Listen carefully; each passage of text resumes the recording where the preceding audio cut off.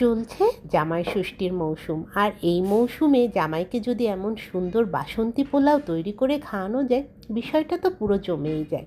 চলুন রেসিপিটা দেখে নিই। এখানে আমি 2 পট পরিমাণ বাসমতি রাইস আগে থেকে আদা বাটা এবং গরম মশলার গুঁড়া দিয়ে মাখিয়ে রাখি। তারপর একটা কড়াইতে নিই ঘি আর সামান্য হলুদ, সেটা গরম করে সেই চালের ভিতর দিয়ে দিই এবং এটা ভালো করে চালের সঙ্গে মাখিয়ে আধা ঘন্টা মতো রেখে দিয়েছিলাম।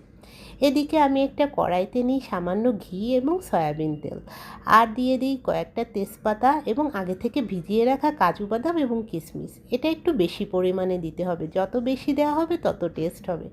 এটা একটু ভেজে লাল হয়ে গেলে সেই চালটা আমি এখানে দিয়ে চালটা খুব ভালোভাবে এখানে ভেজে নিই।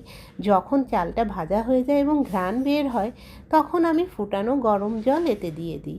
এখানে আমি 4 পট পরিমাণ পানি দিয়েছিলাম, যেহেতু চাল ছিল 2 পট। তারপর দিয়ে দিই স্বাদ মতো লবণ আর কয়েকটা কাঁচা ঝাল। এবার এইটা রান্না করি আধা ঘন্টা থেকে 35 মিনিট পর্যন্ত। যখন দেখি এরকম চালটা অনেকটাই গলে গেছে এবং ভাত ফুটে উঠেছে, ভাপে রেখে দিয়েছিলাম, নামিয়ে পরিবেশন করছি। এই তো